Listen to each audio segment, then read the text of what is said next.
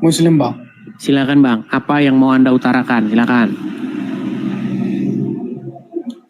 Apa yang dibicarakan Edis tadi tentang penyaliban di dalam penyaliban itu adalah sebuah rencana iblis.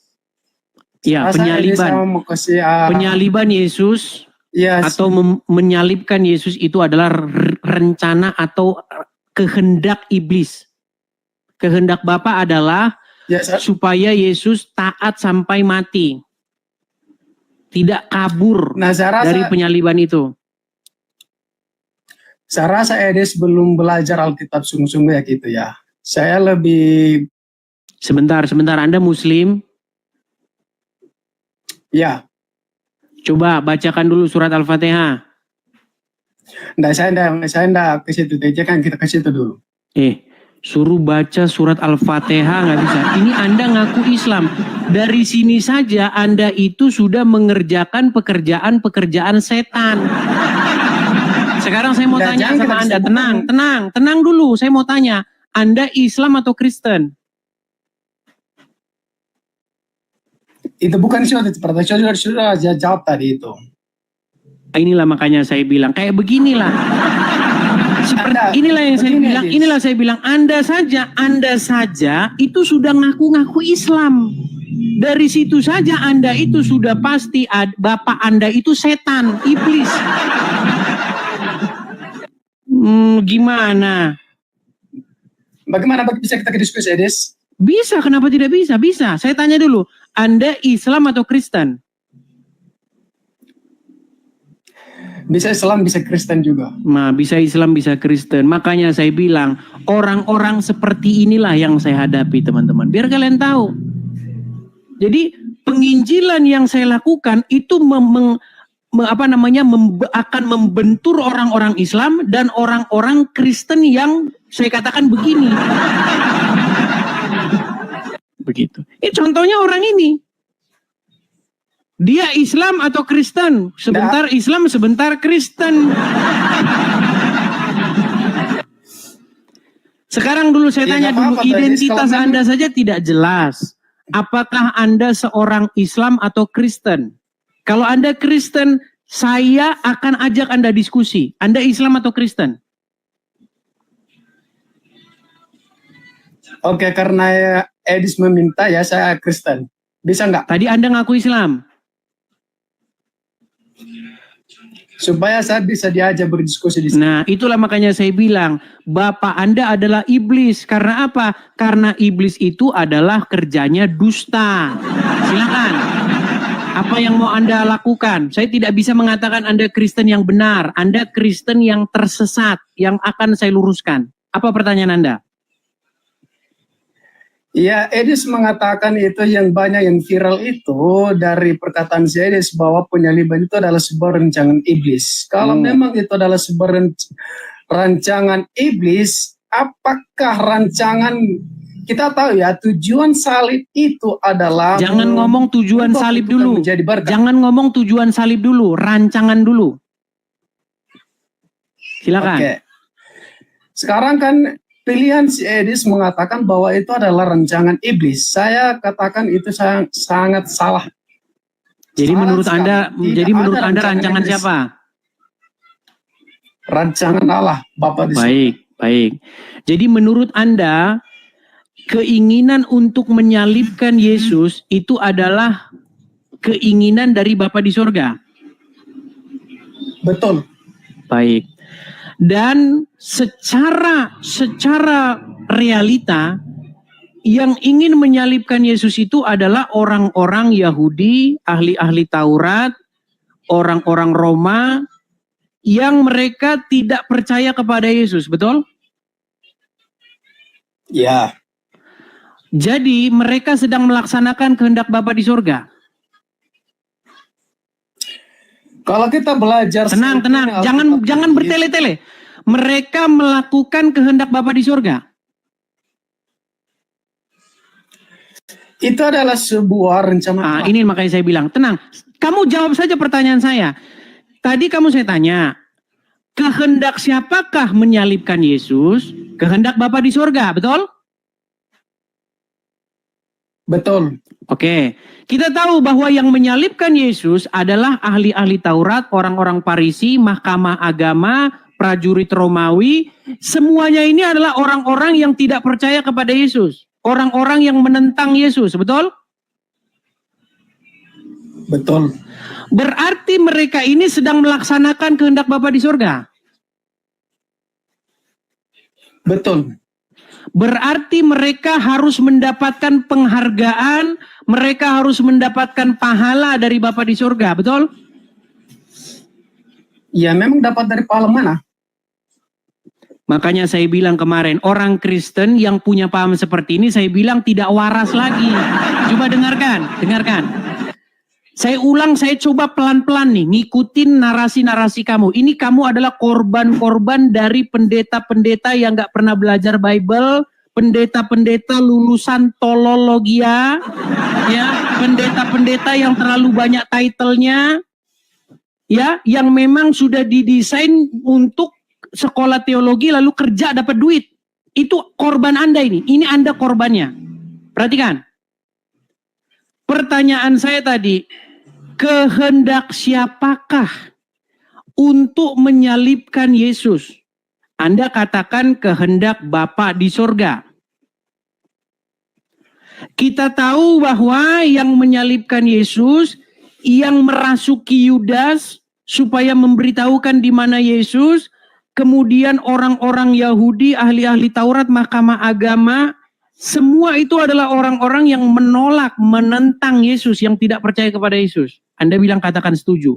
Pertanyaan saya, berarti mereka ini adalah orang-orang yang melaksanakan kehendak Bapa di surga, betul? Betul. Iblis pun melaksanakan kehendak Bapa di surga, betul? Ya memang itu adalah sebuah rencana Allah juga. Nah, makanya saya bilang, kamu kalau debat sama Yusuf PI, debat sama Juma, mereka akan menyimpulkan bahwa iblis berjasa karena dia membantu Bapa di surga. Makanya saya bilang, orang-orang seperti kalian inilah yang menjadi batu sandungan dalam pemberitaan Injil. Berarti doa Yesus, sebentar. Berarti doa Tuhan Yesus di atas kayu salib itu bukan ya Bapa ampunilah mereka. Bukan begitu doanya, salah doanya. Harusnya ya Bapa berikanlah mereka penghargaan karena mereka telah melaksanakan kehendak-Mu. Sudah, Des. Silakan. Begini, Edis, kalau Edis mengatakan itu adalah kehendak iblis, itu kan kalau kita mengartikan kehendak iblis itu ya, dia menghendaki supaya penyaliban itu terjadi. Itu kan menurut Edis kan? Betul. Betul kan? Oke, kalau memang itu betul, itu adalah sebuah kehendak iblis. Kalau kita tahu iblis itu adalah menginginkan manusia itu jatuh dalam dosa. Benar gak kira-kira? Jangan bahas manusia jatuh dalam dosa. Kita bahas penyaliban Yesus. Anda jangan lari kemana-mana. Enggak, saya nggak lari. Karena tujuan penyaliban itu adalah mengubah kutukan menjadi berkat. Tujuan penyaliban mengubah kutuk jadi berkat bukan itu. Tujuan penyaliban itu adalah untuk melenyapkan Sang Mesias, untuk melenyapkan Yesus. Karena Yesus mengajarkan kebenaran, karena Yesus memberitakan yang benar, dan setan tidak suka itu. Sehingga setan ingin melenyapkan Yesus. Tetapi di dalam pikiran setan, dia berhasil. Di dalam pikiran setan, Sang Mesias sudah meninggal. Berarti pengajaran-pengajarannya berhenti, ajarannya punah. Tetapi ternyata apa? Ternyata pada hari yang ketiga, Yesus yang dilenyapkan oleh mereka, Mesias yang diwafatkan oleh mereka, bangkit mengalahkan maut. Disitulah menjadi kekalahan iblis. Makanya salib itu menjadi lambang kemenangan. Jadi iblis tidak mengerjakan kebaikan di dalam salib itu. Iblis itu mengerjakan kejahatan di dalam salib itu. Tetapi Bapa di sorga merubah, membalikkan rencana jahat si iblis itu menjadi kemenangan. Saya kasih contohnya kepada Anda, peristiwa-peristiwa di dalam Bible. Ketika saudara-saudara Yusuf ingin melenyapkan Yusuf, ketika saudara-saudara Yusuf ingin supaya Yusuf itu binasa, tetapi itu menjadi jalan, menjadi sebuah langkah bahwa Yusuf menjadi seorang pembesar di Mesir. Yusuf menjadi raja atau mahapatih di Mesir sehingga dia menjadi berkat bagi banyak bangsa-bangsa. Jadi rencana jahat dirubah oleh Tuhan menjadi berkat, menjadi keselamatan bagi bangsa-bangsa lain. Justru karena rencana jahat itu, maka Yusuf memberikan makan bagi banyak bangsa, termasuk bagi bangsa Israel. Begitu juga salib. Iblis ingin merencanakan yang jahat, tetapi Bapa di sorga merubah rancangan jahat itu menjadi berkat bagi banyak bangsa-bangsa. Coba kamu sekarang begini, saya lebih senang kamu itu mengakui kesalahanmu, bahwa kamu telah memiliki paham yang salah. Kalau kamu berpikir bahwa penyaliban Yesus itu sendiri adalah kehendak Bapa, itu artinya iblis itu harus dapat bintang tanda jasa. Karena dia melaksanakan kehendak Bapa itu. Yudas Iskariot itu harus diberi tanda jasa. Karena yang merasuki dia itu bukan iblis, tapi yang merasuki dia itu Roh Kudus. Karena dia ingin melaksanakan kehendak Bapa di sorga. Itu pikiran kalian. Kalian ini jadi batu sandungan, tidak ngaku kalian ini. Saya mau tanya Edis. Salib itu muncul dari mana? Kapan? Inilah pertanyaan-pertanyaan gendeng ini. Kita bukan bahas itu, kita bahas mengenai salib itu adalah hukuman Romawi. Yang menciptakan salib itu adalah kapan? Romawi. Itu satu penghukuman atau bentuk penghukuman dalam pemerintahan Romawi. Itu asal usulnya salib. Salib itu bukan salib itu adalah, itu sudah ada nubuatan dalam perjanjian lama. Salib itu sudah ada dalam kekekalan. Itu saya pakai data. Edis juga harus pakai data. Salib itu muncul itu adalah rencana Allah dari kekal. Itu ada datanya. Ya sudah. Kalau kamu bersikeras begitu, saya mau tanya, apa hadiah Tuhan terhadap orang-orang yang melaksanakan kehendaknya? Hadiah Bapa di surga apa terhadap iblis? Oke. Hadiah di sini, hadiah untuk iblis itu adalah neraka, tetapi ini gimana nih? Dengar, Graceman. Bapa di sorga ingin supaya Yesus disalibkan. Iblis melakukan kehendak Bapa di sorga. Betul? Iblis maksudnya? Iblis melakukan kehendak Bapa di sorga. Ahli-ahli Taurat, orang-orang Farisi melakukan kehendak Bapa di sorga, betul? Karena ingin menyalibkan Yesus, betul? Sejalan mereka, betul nggak? Tapi kalau dari tenang dulu, sejalan nggak mereka? Ya, sejalan. Seperti itu. Oke, mana rewardnya, mana penghargaan Bapa di sorga kepada mereka? Penghargaan bagi mereka, ya, yang ditetapkan kepada orang-orang yang disalib itu adalah, itu ditetapkan mereka untuk disalib itu, ya dia tidur sana. Makanya saya bilang teman-teman, inilah, jangan kalian bilang hati saya itu tidak menangis, teman-teman. Ya, yang seperti inilah yang saya luruskan. Saya sudah mengupload 3 video di YouTube saya, 3 video soal ini.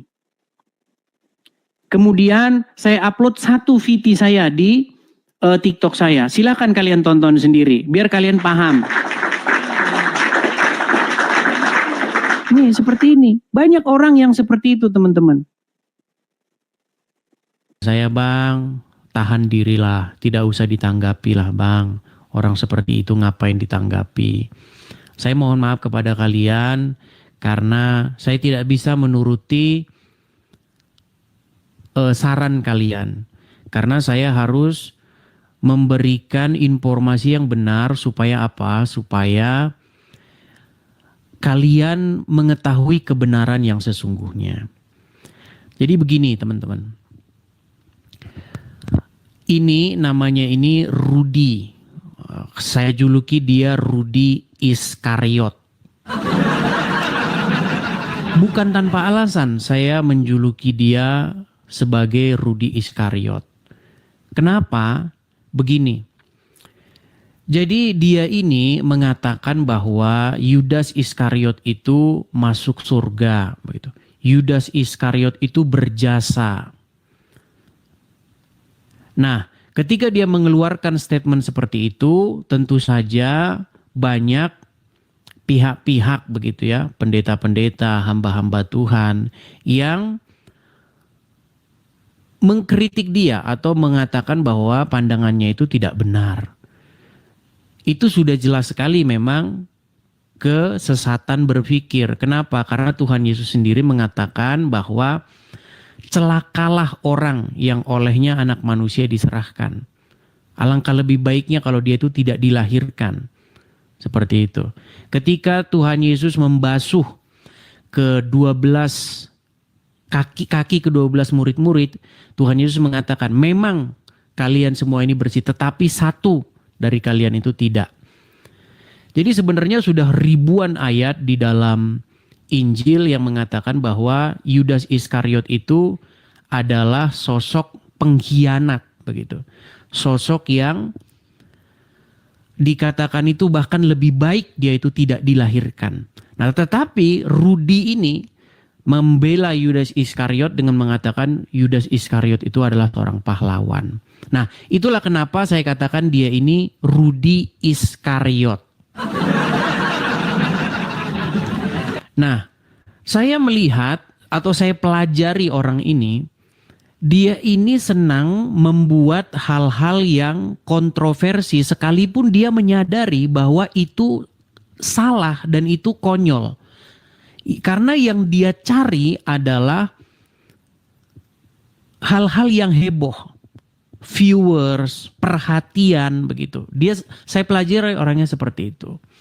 Nah, ketika saya tahu wataknya, dia bahkan mengatakan pendeta ini sesat, isi kepala kotoran, otaknya kotoran. Jadi bahasa-bahasa dia selalu begitu. Saya perhatikan. Ya, dikatakan Pak Gilbert begini begitu, dikatakanlah Esra Soru begini begitu, bom-bom dikatakan bom-bom surombom, otak kotoran. Pokoknya dia begitu mudahnya mengatakan atau mengeluarkan kata-kata kasar dan kata-kata makian seperti itu. Itu yang selalu saya dengar. Nah, sehingga saya hilang rasa mood, rasa simpati dengan orang ini. Nah, ketika saya mulai konsentrasi ke penginjilan saya lewat sosial media, nama orang ini itu mendadak tenggelam. Orang-orang sudah mulai meninggalkan dia dan channelnya itu sepi. Nah, begitu. Nah, ketika channel dia sepi, maka dia harus membawa-bawa nama saya untuk mendongkrak kembali channel dia. Nah, kalau teman-teman lihat ya, perhatikan channel-channelnya dulu. Nah, ini perhatikan ya.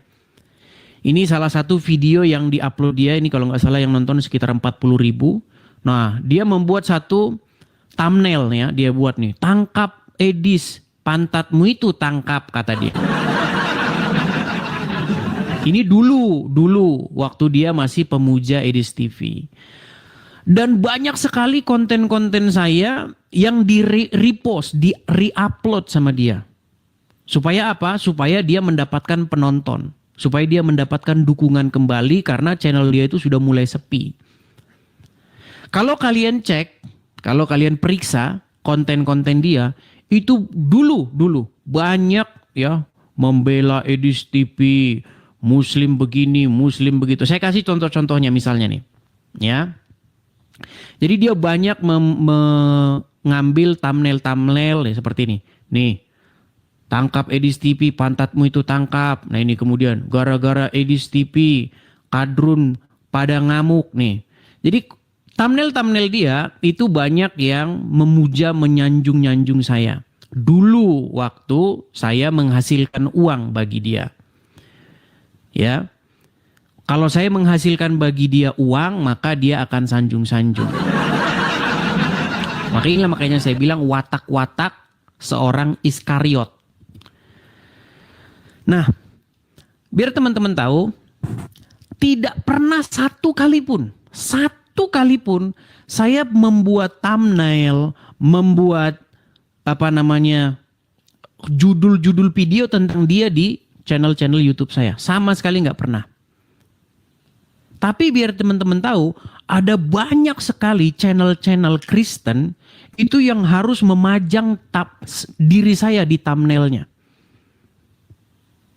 Ya, supaya apa? Supaya orang mengklik dan menonton. Tapi biar teman-teman tahu, bukan cuma Rudy Yohanes, ada banyak channel-channel. Ketika saya tidak lagi memberi untung, maka mereka akan menyerang saya. Nah, konten-konten seperti itu banyak. Pemilik channel-channel seperti itu banyak. Kemarin si Oki, ya kan? Dia sering itu mengupload video-video saya. Ya kan? Tapi orang yang mengupload video saya adalah orang yang sama juga ingin ya ngomong-ngomongin saya di belakang. Seperti kemarin kalian tahu kan, setelah saya debat dengan Yusuf PI, ya si Oki orang yang mengupload video saya, orang yang mendulang AdSense, mendulang iklan dari video-video saya, ternyata memakan saya juga. Nah sama seperti ini. Dan orang-orang seperti mereka banyak teman-teman. Makanya kemarin saya bilang, kalian harus berhikmat mana yang kalian lihat itu benar-benar seorang apologet atau hanya seorang pemburu konten pencari iklan begitu. Biar teman-teman tahu, YouTube saya sampai detik ini itu tidak ada iklannya sama sekali. Seperak zong, 0 tidak ada sama sekali iklannya di YouTube saya. Ada banyak akun-akun di Facebook menggunakan nama Edis TV. Tidak satu pun di antaranya itu kepunyaan saya. Kalau kalian ketik di Facebook Edis TV, ada yang followersnya 400.000, followersnya 200.000, followersnya sekian ratus ribu. Satu pun tidak ada itu yang punya saya. Semuanya punya orang lain itu dan saya tidak pernah kenal siapa mereka. Nah, saya mau bilang begini kepada teman-teman sekalian. Si Rudy Iskariot ini sekarang itu sudah beda dengan dia yang dulu. Kalau dulu dia mengatakan tangkap Edis TV, pantatmu itu tangkap. Sekarang dia berbalik 180 derajat. Sekarang dia malah menjadi pemimpin kadrun untuk menangkap saya. Dan dia sudah spill alamatnya. Ini alamatnya, alamatnya di Amerika Serikat. Ini alamatnya. Lihat. Ya, dari pemuja, dari pembela, dari penyanjung sekarang menjadi pembenci. Itulah Rudy Iskariot. Ini saya mau klarifikasi sama teman-teman. Saya bukannya mau memperkeruh suasana. Tujuan saya adalah saya masih menganggap Rudy ini sesama orang Kristen. Tetapi saya memanggil dia untuk bertobat. Jadi pesan saya kepada kamu Rudy, bertobatlah kamu. Pada waktu itu saya sedang debat dengan Yusuf PI. Pada waktu itu Yusuf PI bertanya kepada saya, siapa yang menyalibkan Tuhan Yesus? Siapa yang ingin supaya Tuhan Yesus disalib? Siapa yang ingin menggantungkan Tuhan Yesus disalib?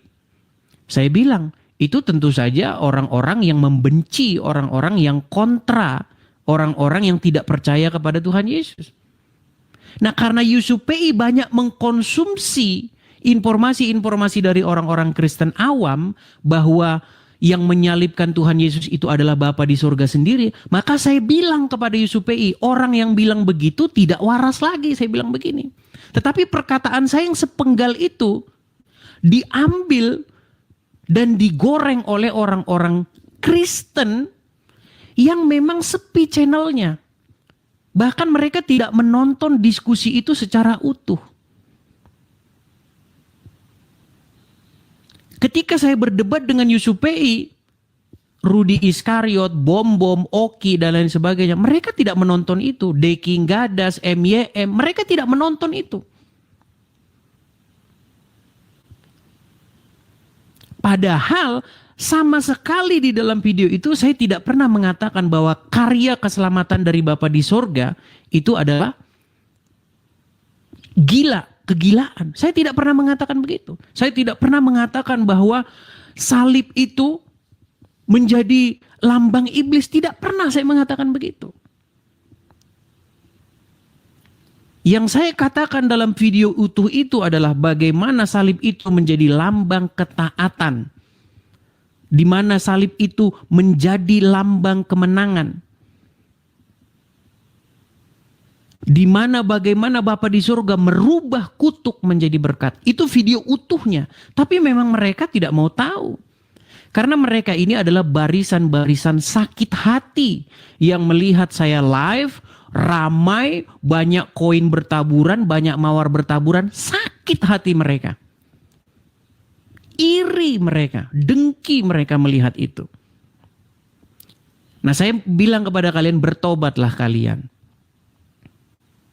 Nah, lalu si Rudi ini menantang saya. Mengatakan saya sesat, mengatakan saya begini, begitu. Terima kasih Kak Ceki. Gara-gara saya mengeluarkan statement seperti itu. Dan statement saya itu dipelintir oleh dia seolah-olah saya mengatakan bahwa karya keselamatan Bapa di surga itu adalah karya iblis. Dia pelesetkan kata saya itu menjadi seperti itu. Lalu ditantanglah saya terus untuk debat dengan dia. Saya cuma bilang, Rudi, kenapa kamu capek, sibuk nantang-nantangin saya? Kenapa tidak anak Batak itu kamu urus dulu? Sekitar 4 bulan yang lalu, waktu saya sedang live begini, anak Batak masuk ke live saya, tapi dia nelpon. Waktu itu dia tanya. Akhirnya apa? Akhirnya saya bilang, sudah saya sampaikan kepada Rudi Yohanes. Nah, karena penggalan itu, karena kejadian itu, maka Rudi Yohanes ngamuk dia. Sekitar 4 bulan yang lalu. Saya diamkan, 4 bulan saya diamkan. Jadi ketika dia ngajak debat lagi, akhirnya saya ingatkanlah dia kembali. Tidak ada niatan saya apa-apa di situ. Tidak ada sama sekali niatan saya untuk mengapa-ngapain. Saya hanya bilang, Rudi, kamu kenapa kok sibuk? Kamu ajak debat semua orang. Kamu bilang isi kepala kotoran. Semua orang kamu bilang isi kepalanya kotoran. Begitu mudahnya kamu mengatakan bahwa isi kepala orang itu kotoran. Kenapa kamu capek? Ngajak-ngajak saya debat. Anak Batak itu dulu urus. Hanya itu yang saya bilang sama dia. Kenapa saya mengatakan bahwa anak Batak itu urus dulu? Karena anak Batak itu nelpon saya terus. Apakah kamu akan membiarkan orang yang kamu klaim katanya kamu urus meminta-minta kepada orang lain supaya dibantu? Saya, kalau misalnya saya bilang, saya mau tolong Rudi Cimamora, saya akan bungkam mulut dia untuk berteriak kepada orang lain. Karena saya akan tanggung jawab kalau saya katakan saya akan tolong dia. Terlebih-lebih lagi saya kalau menggalang dana untuk menolong dia. Jadi Rudi, kalau saya menggalang uang dari masyarakat untuk nolong Rudi Yohanes, tidak akan saya biarkan Rudi Yohanes berkeluh kesah kepada orang lain. Karena nama saya pertaruhkan di situ. Tetapi kamu tidak melakukan hal yang demikian. Kamu enak-enakan, kamu pamer-pamerin, inilah rumah saya. Lihatlah rumah saya yang besar. Sementara Rudi Simamora, anak Batak yang kamu katakan kamu tolong, di dalam penjara dia. Itu yang saya ingatkan kepada kamu, Rudi.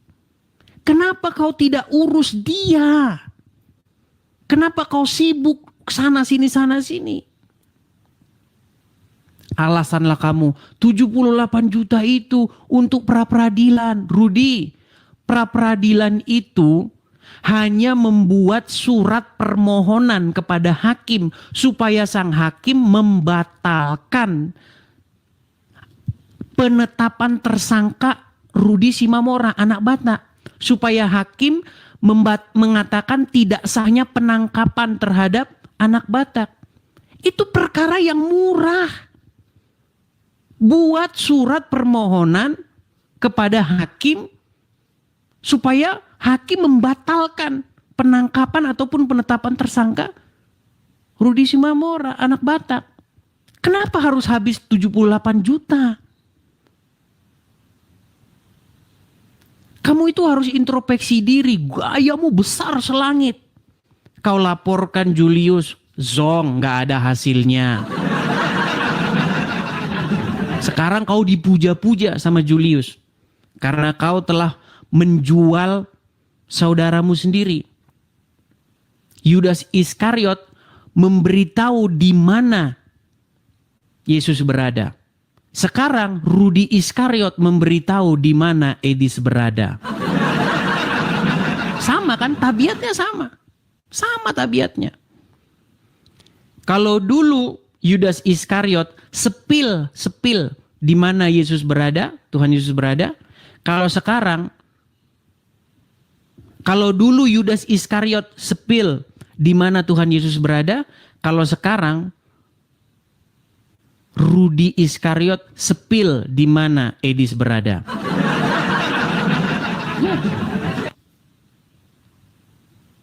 Kenapa gara-gara saya menolak debatmu, lalu saya kasih kamu saran yang bijak untuk mengurus anak Batak saja dulu, lalu kamu ngamuk kemana-mana? Apa salah saya dan apa dosa saya kepada kamu? Apa salah kalau saya ingatkan kamu untuk mengurus anak Batak? Kenapa kamu lepas tanggung jawab? Tidak, saya tidak mau urus lagi. Nggak boleh begitu. Kamu sudah menggalang uang dari banyak orang. Dan orang-orang itu memberikan itu untuk kamu. Bukan untuk kamu, tapi untuk ngurus anak Batak. Lalu dengan mudahnya kau bilang bukan urusan saya lagi.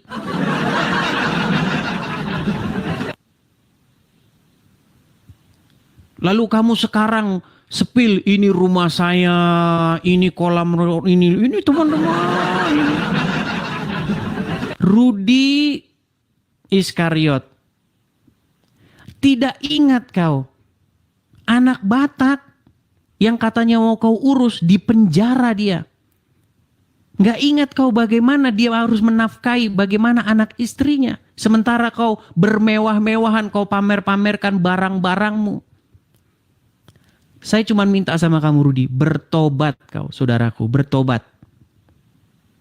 Berhenti, berubah kau berubah.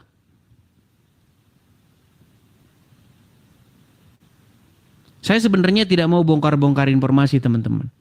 Ada yang inbox saya juga. Bang, itu Rudi Yohanes itu dulu dia menggalang dana untuk katanya bikin gereja GBI apa? Karios apa itu? GBI Karios. Dulu katanya mau bikin GBI Karios bang, biar kami bisa berjemaat bergereja di sana. Ternyata bang, di tengah perjalanan diusirnya kami bang. Iya sekarang nggak boleh lagi gereja di situ. Itu silakan kau konfirmasi lagi Rudi. Saya bilang seperti ini apa? Bukan mau menjatuhkan kamu, bukan mau menjelek-jelekkan kamu, Rudi. Saya ingin mengingatkan kamu dengan apa yang kamu katakan kepada orang-orang. Kalau kau katakan mau mendirikan rumah anak terang, itu harus kau jadikan rumah anak terang, bukan rumah pribadi. Kalau kau ingin membuat katanya gereja GBI Karios, kau ingat itu karena orang ngasih kamu untuk itu. Akhirnya apa sekarang? Ngecat saya.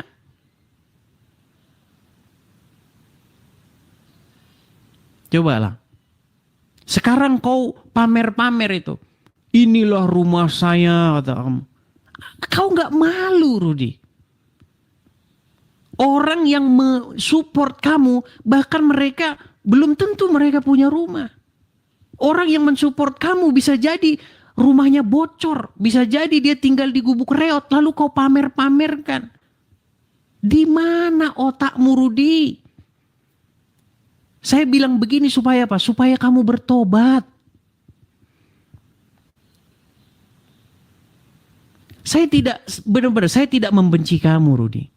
Ketika kamu ngajak debat saya, besar di hati saya itu ingin menanggapi kamu.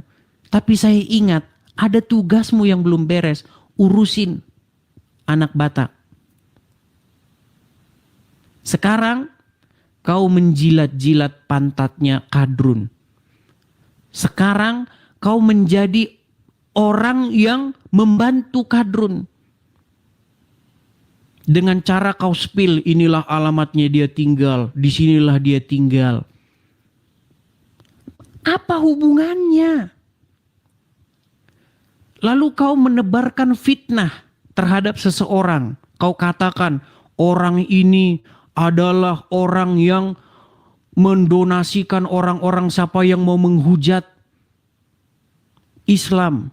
Siapa saja yang mau menghujat Islam akan dibiayai oleh orang ini. Fitnah kejam kau, Rudi. Coba bisa nggak kau buktikan itu? Kau pajang foto-foto orang yang kata kamu restoran-restoran begini, kau katakan, kau fitnahkan kepada mereka, kau bilang bahwa inilah orang yang kalau kamu mau menghujat Islam, maka kamu akan dapat duit dari orang ini. Sungguh fitnah yang keji kamu, Rudi. Jadi Rudi, saya minta sama kamu supaya kamu bertobat. Apa hubungannya? Kau pajang-pajang foto orang lain yang gak ada hubungannya. Apa hubungannya coba? Kau mengajak saya debat, tidak saya ladeni, sakit hatimu. Bagaimana saya mau meladeni kamu? Sementara anak Batak yang tiap hari telepon-telepon saya. Apa nanti kalau anak Batak lihat? Kalau anak Batak nonton kita berdebat, apa di dalam hati dia? Saya menjaga itu, Rudi. Saya mengingatkan kamu. Gitu loh. Jadi teman-teman juga jangan salah paham ya. Saya mengatakan begini, saya bukan mau mencari ribut. Saya bukan mau mencari kekisruhan. Saya pengen itu para apologit itu semua kompak. Saya pengen dia itu bertobat dan menyesali perbuatannya. Itu yang saya inginkan dari dia. Jadi Rudi, pesan saya sama kamu, saya minta kamu bertobat dan menyesali perbuatan kamu. Jangan kamu lepas tangan begitu saja sama anak Batak. Ya, dan jangan kau pamer-pamerkan. Kau pamer-pamerkan rumahmu begini, isi barang-barangmu kau pamer-pamerkan. Apakah orang yang memberi kamu kemarin itu untuk itu? Tidak, Rudi, ingat. Itu bukan rumah kau untuk kau pamer-pamerkan. Kau minta kemarin itu untuk rumah anak terang, untuk GBI Karios. Sekarang malah kau pamer-pamerkan menjadi rumah pribadimu. Bertobat kau Rudi. Kau pamer-pamerin rumah mewahmu sementara anak Batak yang katanya kau urus lagi di penjara dia menangis. Sekalipun kau katakan katanya kau yang bilang katanya dia kecanduan judi slot. Kau yang bilang, saya tanya sama dia juga, benar lah kecanduan judi slot. Enggak, fitnah itu katanya. Jadi nggak ada yang bisa saya percaya. Waktu Rudi Simamora mau minta bantuan kepada saya, sudah mau saya siapkan dana. Saya cross check sama Rudi Yohanes. Itu kecanduan judi slot katanya. Mau berapapun kau kasih sama dia habis itu nanti. Jadi akhirnya nggak ada yang saya percaya. Ya udah intinya kau urus saja Rudi Yohanes si anak Batak. Karena sama-sama Rudi nama mereka. Biar nggak teman-teman biar nggak salah paham. Nama mereka sama-sama Rudi. Jadi teman-teman sekalian, itu ya yang mau saya bilang kepada teman-teman. Kalau si Rudi Yohanes bilang bahwa saya tinggal di sini, inilah alamatnya, sudah saya sepil, ini di segini segala macam. Kalian lihat kan? Tuh, tangkap itu. Dia sekarang sudah menjadi penjilat kadrun. Dia sekarang sudah dibangga-banggakan sama orang-orang kadrun. Nih, siapa-siapa yang mau mencari si Edis, ini alamatnya katanya. Ya kalau teman-teman tonton videonya ya. Disinilah dia tinggal teman-teman. Sudah kami pantau lokasinya ke sini. Jadi siapa kalian yang mau mendapati Edis ini alamatnya dia tangkap. Tuh. Gara-gara saya menolak dia debat dan mengingatkan dia untuk mengurus anak Batak saja, akhirnya dia lari ke alamat. Ngeri kan, ngeri. Walaupun alamatnya nggak benar.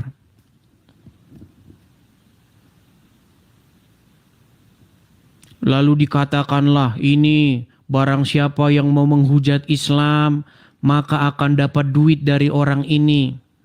Rudi.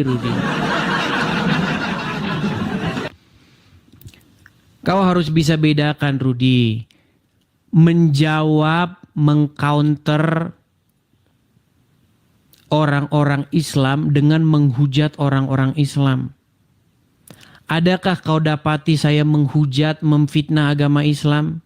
Kalau kau sekarang sudah membela, kalau kau sekarang sudah menjilat orang-orang Islam, sekarang kau akan saya suruh bersama-sama dengan orang-orang Islam untuk membuktikan satu fitnahan saya terhadap agama Islam.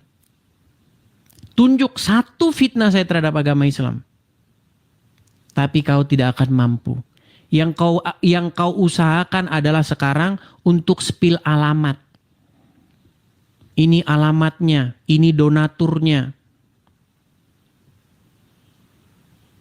Kalau membantah kau tidak akan sanggup.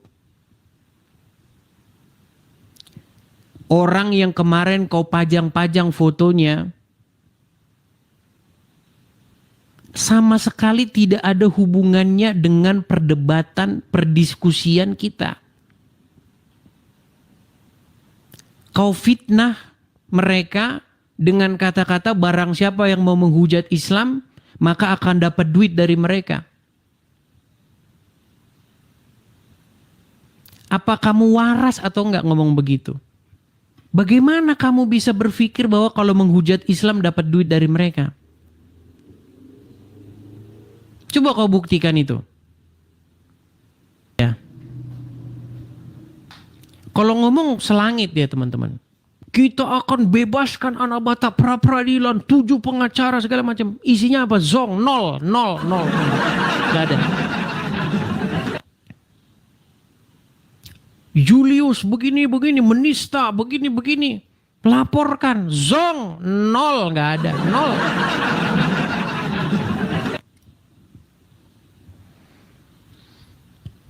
Yang saya pengen kamu berubahlah, Rudi. Berubah.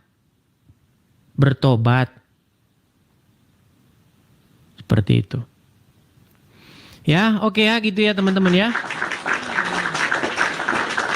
seperti itu.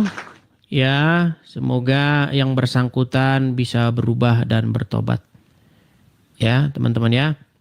Kalaupun dia tidak berubah dan bertobat, dia malah semakin menjadi herder atau menjadi penjilatnya para kadrun, ya, dengan membongkari alamat-alamat para apologet. Kalian sendiri adalah hakim, kalian sendiri adalah penentu bagaimana dia. Kalau orang berdebat, kalau orang diskusi debat agama, tetapi sudah ngomongin alamat, ya sama seperti kadrun. Ya. Kalian lihat ketika saya berdebat dengan orang-orang Islam, berapa banyak di antara mereka, di mana kamu, pulang kamu, awas kamu, alamat kamu di mana. Kalau udah seperti itu kata-kata, itu menjadi bukti bahwa dia tidak mampu berargumen. Itu menjadi bukti bahwa dia sudah kalah. Bahwa dia tidak mampu mematahkan sebuah argumen. Maka yang dilakukan adalah ini alamatnya, habisilah. Itu.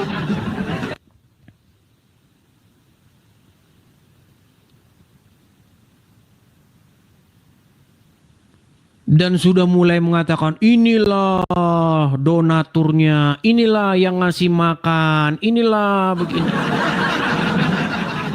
Dari mana Rudi?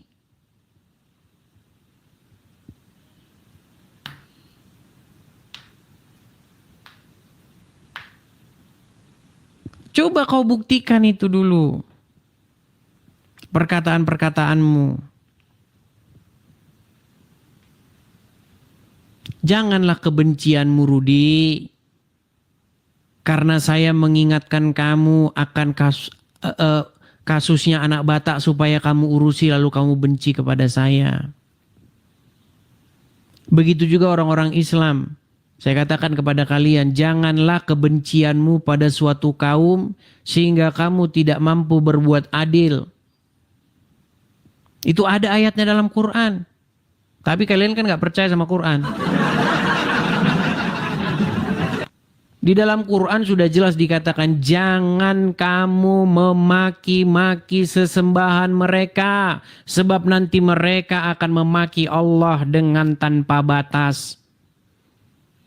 Tapi apakah orang Muslim tahu itu? Enggak tahu itu. Orang yang dibaca aja huruf Arab.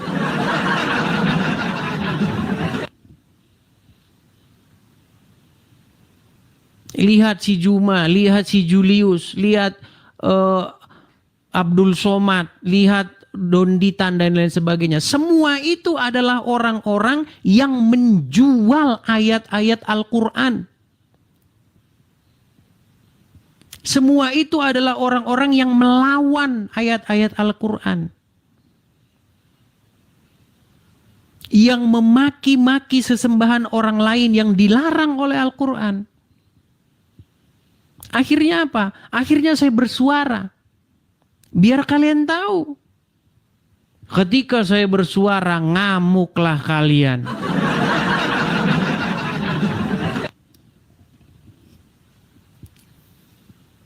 Sekarang muslim-muslim pada senang. Oten versus Oten katanya. Enggak, saya enggak merasa Oten versus Oten. Saya hanya mengatakan bahwa orang-orang yang sakit hati kepada saya untuk bertobat. Saya tidak pernah bertengkar dengan ini, saya enggak. Saya ingatkan orang-orang, kau urus apa yang harus kau urus.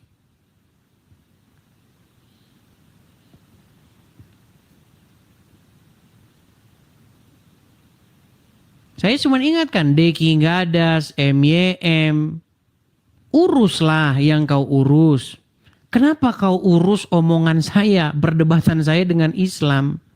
Kamu mau bikin yang seperti itu, buat channelmu sendiri. Hadapi mereka, hadapi Yusuf PI. Kenapa kau tidak sanggup?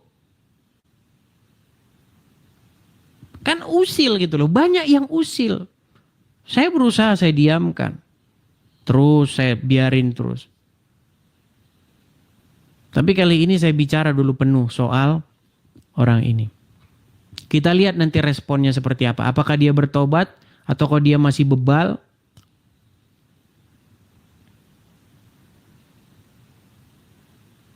Ya lihat sekarang. Ini alamatnya. Di sinilah Edis TV, dari sinilah dia menghujat Islam. Tempatnya di sini dan lain sebagainya. Rud, nggak di situ saya tinggal, Rudi. Salah kamu, salah. Kalau kau bilang bahwa saya tinggal di situ, itu salah satu kebodohanmu. Itu bukan tempat tinggal. Yang kau suruh orang ngerekam-rekam itu tempat, ini tempatnya, di sini, ini tempatnya. Itu bukan tempat tinggal, Rudi.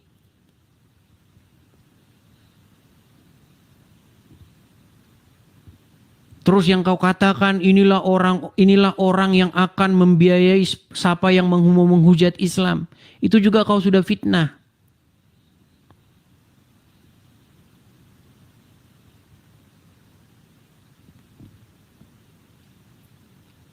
Jadi Rudi, bertobatlah kamu. Saya hanya mengingatkan kamu soal anak Batak yang katanya mau kamu urus. Lalu kau tinggalkan begitu saja. Nggak boleh kau begitu. Nggak boleh kau alasanmu habis dana. Nggak boleh.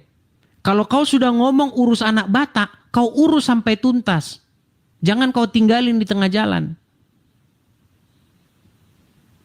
Kalau kau katakan sudah habis 78 juta hanya pra-peradilan. Kau harus tanggung jawab itu. Di situ kau salah di situ. Kalau orang pinter hitung-hitungan ekonomi, hitung-hitungan matematis, kau harus tanggung jawab itu. Pra-peradilan itu hanya perkara yang sederhana. Kau hanya memohonkan, kau kirim surat, kau minta kepada hakim dan kau buktikan di dalam persidangan itu bahwa penangkapan terhadap Rudi Yohanes tidak sah, bahwa penetapan tersangka Rudi Yohanes tidak sah. Sederhana, pra-peradilan. Jangan kau bilang saya nggak tahu pra-peradilan. Habis 78 juta hanya perkara sepele seperti itu.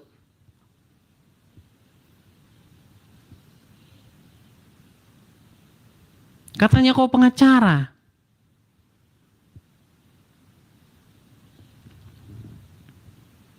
Jadi saya minta sama kamu Rudi, sebelum kau berdebat dengan saya, kau urusi dulu tanggung jawabmu. Gitu. Nanti akan saya hadapi kamu berdebat dengan saya. Saya tidak mau berdebat dengan kamu sementara kau lupa tugasmu. Kau pamer-pamerin rumahmu. Ini rumah saya keren seperti ini ada kolam renangnya, ini ada ini besar rumah saya. Anak Batak di penjara, nggak ingat kau. Orang yang ngasih kau itu nggak ingat kau bahwa mereka pun masih ngontrak. Orang yang ngasih duit ke kamu tidak kau ingat apakah mereka itu rumahnya bocor. Yang saya katakan kepada kamu ini untuk membuat kau bertobat. Kembalikan semua tanggung jawabmu seperti yang kau ucapkan. Ingat, orang memberi kamu itu sesuai dengan apa yang kamu katakan.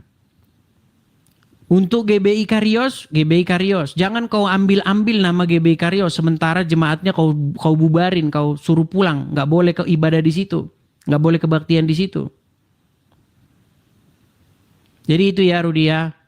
Ini saya ingatan kamu sebagai saudara. Saya ingatkan kamu untuk bertobat. Bukan untuk mempermalukan kamu. Karena kalau saya ingatkan kamu lewat HP, saya ingatkan kamu tidak mau dengar. Tetapi kalau semua orang sudah mengingatkan kamu, tetapi kamu masih tidak berubah, samalah kamu seperti yang dikatakan di dalam Bible itu. Maka memang kamu harus diserahkan kepada iblis. Tapi ingat Rudi, jangan sampai kau jual dirimu kepada orang-orang Islam.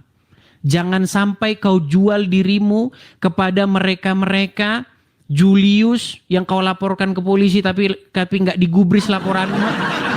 Jangan sampai kau ngumpul bersama-sama Juma untuk men-spill alamat-alamat. Ingat Rudi, ingat. Kalau kau masih orang Kristen, pintu tobat masih terbuka lebar. Bertobatlah kau Rudi. Ya, bertobat seperti itu. Oke, mungkin saya rasa itu saja ya teman-teman ya.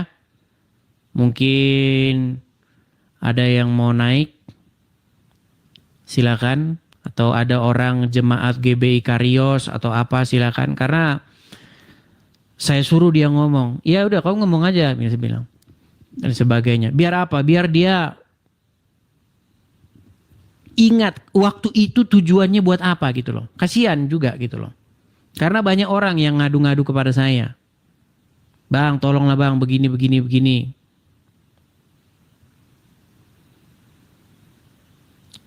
Ya, habis ini kita akan kembali lagi normal, teman-teman. Kita akan normal kembali, berdiskusi lagi seperti itu.